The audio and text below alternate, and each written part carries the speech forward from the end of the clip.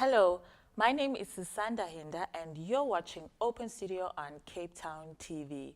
Today I'm not alone, I'm with my guest Sihle Chabalala, and he's going to be telling us about the organization he founded called Quirky 30, a very innovative organization indeed. Welcome Sihle, how are you? Welcome and thanks very much for having me. So Sihle, your story, your life story is so beautiful, but it wasn't always like that. You went through a lot of struggles and also you went through the wrong path at times as well. Do you want to tell us, what life was like in the beginning? So my name is Sihle, so I co-founded Quirky 30 upon my release out of prison. So I've always been a whiz kid or a hyper kid. I don't know the kind of aura my mom and dad, they were at when they were making me, but I was blessed, they were blessed with a super baby. So I started school at the age of 4, finished matric age 16, had nothing to do, no aspirations to go to university. So I started doing business robberies and heist jobs, and when I was about to turn 19, I got arrested and went to prison for 11 years. So it's been 5 years now since I've been out of prison. Oh, wow. And even when you went to prison, you still found a way to, survive and make money and do business as well. Do you want to tell us about how smart you also had to be just to survive in those areas? Most people always think that the only way to eradicate crime in our communities is to send people to prison, whereby prisons are breeding ground for more criminal activities. So I realized that I had some sort of an entrepreneurial ability within me just by being in prison. Most people don't believe that you can start a business in prison, but I did. Even though that I was smuggling marijuana, but it was a business. I had 4 prison officials who were on my payroll. For 4 years awaiting trial, I never ate prison food. I ate all the KFCs and the Nandos. I had everything figured out from production to supply chain, product and market. And the business was booming. I don't have a BA, an MBA or a marketing degree, but I know how to start a business, ghetto hustling. Okay. Can you also tell us, just going back to when you were doing bank heists and things like that, how did you eventually, because you were actually living in town, you said, it got to the point where you were wearing designer clothes, living in a very nice flat. The fear, was the fear ever there, and how did you actually get caught? Most of the times, I always tell people that, if you're looking for innovators and creators, go find them in the townships. Because, a child that is born already in a disadvantaged background, immediately they become innovative and creative in terms of now finding solutions or maneuver their way or navigate their way in terms of having to be able now to put bread on the table. So most people are always curious that, how do you train your kids to a level of employability or become good coders, whereby they don't have such a good background in terms of academics, So your level of ability or how you are going to be successful in life is always gauged or measured upon your level of academics. Yes. Whereby now, yes, mathematics and science teaches you about problem solving, which is logic. Same applies when it comes to people that are faced with dire poverty every day. They look at innovative ways on how they can be able now to put bread on the table or feed themselves. So they are innovative. It's just that now there's never a book about life, whereby when it comes to academic, which is mathematics and science, there is a model and a syllabus that you can push in every child's head. So for me, what was mostly profound is how 15 people or 11 people who don't know each other, coming from different backgrounds, coming from different experiences, will come together for one common cause. And it's not only we have plan B if it happens that something goes wrong, we also have plan C and plan D. So we create scenarios out of our own heads, imagine things that if something like this could happen, what is it that we need to do? So those people, for me, I regard as one of the best innovators and creators, because their level of IQ is way beyond that any other human being you can ever comprehend. That's why, sometimes I always share that, one of the things that I've learned so powerful in prison is that prison provides you with great insights. The philosophy, the level of IQ is way beyond. Because in prison, if I have a problem with you, there's no way that I can take your name and put it to the next transfer list to another prison. It means that I'll still be challenged by you for the next 5 or 10 years that I'll be serving time with you. But the gift in prison is never about me trying to change you. It's about me changing me. You can go to the best universities in the world, whether it's Oxford, it's Harvard, it's Stanford, it's Cambridge. You'll never find such a psychology that is embedded in the prison system. Yes. Because let me quickly give you just a simple scenario. If you wake up every morning, you go to a bathroom, you stand in front of the mirror, who do you see there in the mirror? You see yourself. You see yourself. Or you're supposed to. If there is a boil or a pasty or a scratch somewhere in your face, where do you touch? Do you touch the mirror or you touch you? You touch yourself. Thank you. Yeah. So prison provides you with those great insights that it's never about you trying to change the next person. It's about you changing you. Everything starts with you. And then you can manifest that into the outer reality. Wise words indeed. So now that when you went to prison, you also, as you're saying, you saw a lot of great insight and, you started thinking a lot about life. And you actually started realizing that a lot of the reason why these men were in prison was because they probably never received any affirmation or any positive affirmation from anybody in their, upbringing. And so what then happened? A group of you men came together, and what did you start? When I was sentenced, I was transferred from Posmo to Brandflay Maximum, which is a maximum security prison based in Worcester. Now, back then in Brandflay, they used to have a section there called Afghanistan. It's a war zone. Firstly, no prisoner wants to serve time there. Secondly, no prison official wants to work there. Because I left Posmo with a bad reputation, corrupting prison officials, so I was placed there.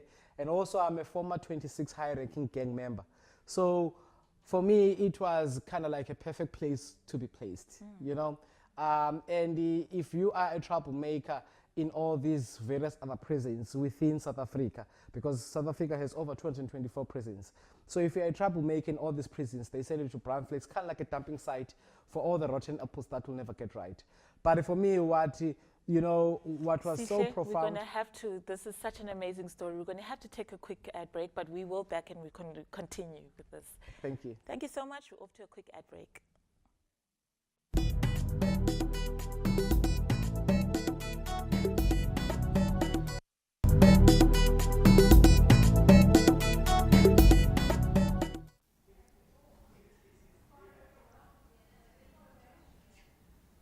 Welcome back to Open Studio. We are chatting to the amazing Sihle, and he's got a very interesting story indeed.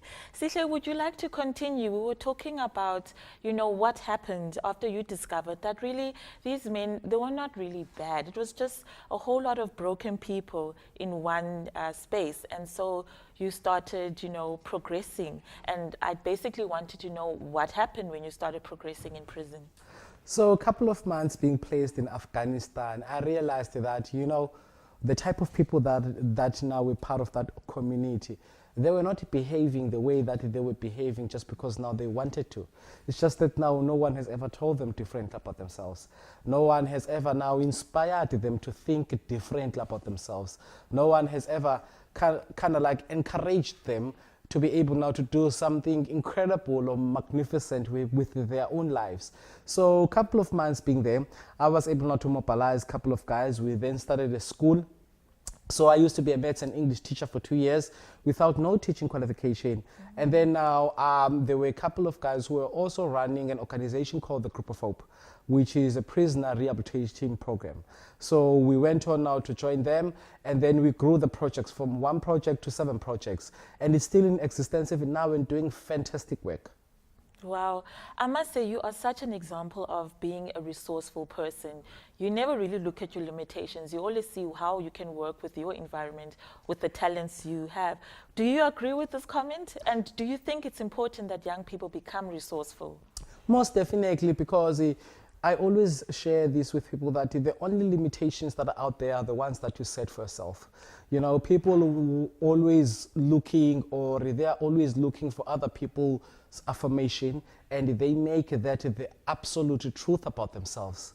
rather than finding their absolute truth themselves. So they always believe what other people are saying about them, what other people perceive of them, what other people believe of them, and then they make that the absolute truth, whereby you are in control.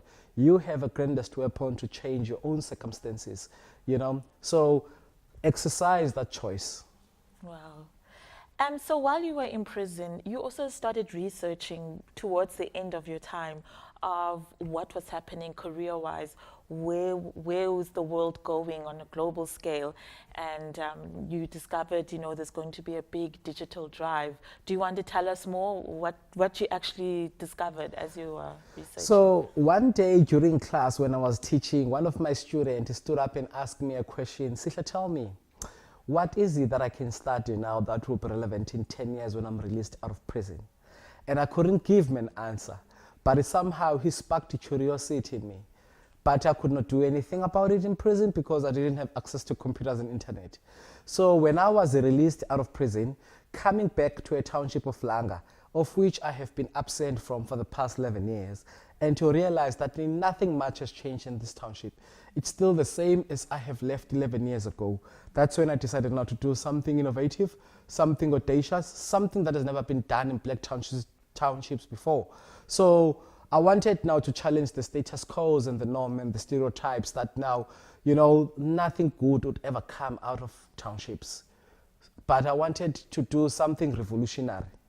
So that's when I started doing research in terms of what skills of the future that I can be able now to learn and also get to transfer in my own community. That's when I found out about coding. Because just where we are in the Western Cape alone, there's 23,000 software vacancies available for software developers, and there's none. So it's not a skill that is only provincially in demand or nationally in demand, but global. Kids of today aspire to go to university, but you ask them, what is it that you are going to study towards? Office management, public relations, business management, project management. But those skills are not in demand. That's why today in South Africa, we are sitting at over 40% of graduates that are unemployed. Youth unemployment rate has escalated to 57.2%. So the skills of the future are in digital. So you can imagine what are the prospects for success or a better life if people are not digitally oriented. Because just where we are in Langa, it's a small township, population of 54,000 people, but unemployment rate exceeds over 60%. 70% of the people don't have high school diplomas, which is matric. 90% of the households don't have computers. So you can imagine, how are they going to participate in inclusive economy if they are not digitally oriented? Because in today's age, if you are looking for a job, online application. You are looking for a learnership, online application. You are looking for a bursary, online application. So how are these people going to access such opportunities if they are not digitally oriented? So this is kind of like a movement or a revolution that we were able now to start under Quirky 30. How do we inspire these kids to see life in 3D? Meaning that now we teach them how to dream different dreams. Just because now they are born in township, that does not determine their end destination. Somehow they are in control of their own life. So fate is not in control. Because now if you come from a family that is disadvantaged, then also you have to turn out to be that way, and then you believe that you are somehow cursed in this family. You are not. So your own thinking, your own belief system can be able now to drive a new era. Basically, these are the engineers of the future that we're talking about, if they get the right sort of mentorship. Would you agree with that? Most definitely. It's more of motivation, encouragement, and opportunity.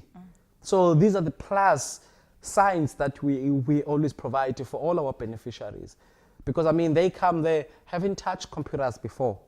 They don't believe that, some sort of literacy or opportunity like this can be able now to provide them with a better life. So it's all about instilling that sense of belief, developing that self-confidence. Because most of them have always been told that they'll never be something in life. So they somehow went on for so many years and believed that they'll never be magnificent in life. How to inspire such community? Because, I mean, we need to rewrite stories like that. We need to Exactly. write our own versions of stories. Look at what is happening in the United States. You know, most of these, you know, acclaimed, Grammy award-winning artists, you know, all of them were once in prison. Anthony Hamilton wrote his first album in prison. Wow. You know, so how do we rewrite that story in South African context? That no child should go to prison for them to become successful.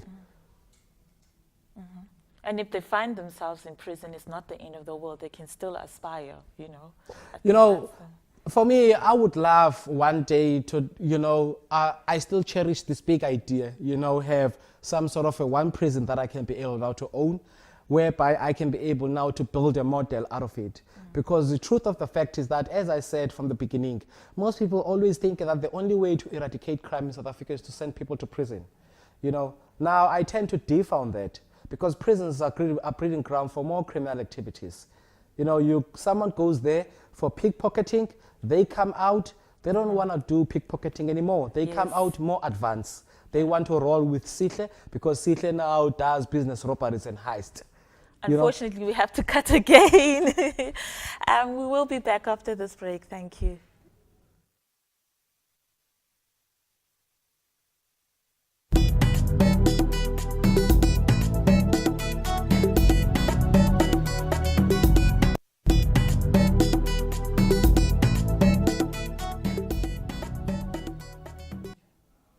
Welcome back. We're on Open Studio. I'm Susanda Yenda, and I'm talking to the amazing Sihle. Now, Sihle, I really want to get talking about this organization, Quirky 30. How did it start? When did it start? And what were the challenges initially in the beginning stages? Quirky 30, it's a not-for-profit company. The word Quirky, it's an English word which defines something unusual, which really defines the work that we do. And then 30 is because we align our work within the framework of the UN Sustainable Development Goals for 2030. So out of the 17 SDGs, we are aligned or contribute to 8 SDGs. So the organization firstly was called Brothers for All. And it was never registered, so it was just a project. But then now people have their mixed notions and understanding in terms of what Brothers for All is. People thought that also we were kind of like gender bias. And also it's kind of like one of those Christian groups. So we needed to find, you know, a word that really defines who we are. So since 2014 now we have been running these coding initiatives, some of the kids or some of our beneficiaries come all the way from PAL, you know, to come and access such opportunities. Wow. So Quirky 30 runs a full 1-year free training program for underprivileged youth between the ages of 16 to 35. So we teach them from graphic design, online digital marketing, software development, cloud skills, and also entrepreneurship. You know, and then Online now, entrepreneurship. yes. Okay. And then we place them now with various digital agencies upon graduating around Cape Town. Yeah. So it's a training institution that also provides placements with all our partners. Can you break it down for us? What is coding? What is clouding? Cloud? Or I mean, I'm always hearing very, very interesting. But yeah. Coding, every website or mobile application is written with a code. You know, so there is a code that runs at the back end. Most people, you know, always ask me, is coding what I see on the matrix? You know, all those binary numbers of 1, 1, 1, 1, 0, 0, 0, 0. No, it's never something like that. Yeah. You know, coding, it's kind of like an English different version that powers a computer. You know, but that gets to be translated into binary code when that gets to be processed via a CPU within a computer, which is a central processing unit. You know, so coding is English. Yes. Yeah, it's written in English. Okay. And then I really love the question that you ask about cloud, because also people always think that when you speak of cloud, you're speaking about the blue skies when you step out of the room that you see. No, no one also owns cloud. You know, cloud is just mainframes or servers that are out there that are able now to store information. And that helps in terms of having, to prevent crashes, hacking, because there's quite a lot of security measures that powers a cloud infrastructure. Even if your local storage can be able now to crash, but at least now you can still retrieve all of that information through cloud because it's stored there. One of the reasons you decided to create Quirky 30 was because you felt like a lot of these youth development programs were not really relevant to what the youth needed or where careers are going to in the future. I mean, you saw things like maybe youth learning carpentry skills and you were just like, that's not it. How do you want to speak more about that? For me, I wanted to put value, on black kids, not just being seen as just laborers, but be innovators and creators and inventors. But how are they going to innovate and be creative or invent if they are not exposed to what the world is going? So that for me, the education component was very much important, because sometimes I get to attend all these conferences and summits, and then now you see diversity there. It's 1+ or 2+. A majority of the population, it's all white. Yes. So how are these people now going to be innovators and creators? How are they going to build solutions that addresses their own social needs, their own social challenges and ills if now they are not exposed into the technology world? Everyone speaks about the 4th industrial revolution, but to be honest, the 4th industrial revolution is all about digital economy. You see how industries are being disrupted in terms of payment systems that are being built, in terms of blockchain and cryptocurrency. So how are these people going to improve their own lives if now they are not exposed into the technology revolution, into the technology dynamics, into the ecosystem? So for me, it was very much important that make sure that we equip people with necessary skills so that they can build solutions that addresses their own social needs, their own social challenges. Yes. Briefly, very briefly, because we're almost running out of time. You are actually on your way to Mauritius to receive an award from Google. Would you like to tell us about that? It's quite a special event. Yeah, so last week now, I was awarded an award by Google as one of the Impact South Africa initiative. Out of 1,300 applicants, we've made top 12. So all of the top 12 winners now gets funding now from Google. Amazing. And I'm off to Mauritius today to attend the Africa Social Innovation Award. So I'm one of the recipients today. Oh, wow. And I'm also being invited now to be part of the panelists and speak about the future of Africa in terms of disruption and also innovation. Just one more last thing. I would love to know of amazing stories of some of the youth that you've assisted and have graduated. Do you have some really good stories of how they've become successful in their careers? I mean, when I started this organization, there was one of the boys that I invited in now to come and study, with me. He was my first student. He now works for a company called Ogilvy. Wow. He don't have matric, and he's been through many opportunities that now were available in terms of having to grow his knowledge and these experiences. Today he's working for a global agency called Ogilvy, and it's just a normal township kid whom now being provided with an opportunity was able to dream beyond his own experiences. And this is the market that you are really targeting, the school dropouts. Yes, so the demographics now ranges from high school dropouts, teenage moms, unemployed youth and ex-offenders. And the reason why now we also target ex-offenders is because in South Africa we have such a high reoffending rate of over 80% of offenders that get to reoffend and go back to prison. So government in South Africa spends more money on prison incarceration rather than education and health. So we want to provide them with an alternative, because as I said, if you're looking for best entrepreneurs, go source them in prison. Because there's only 3 important qualities that makes up a successful entrepreneur.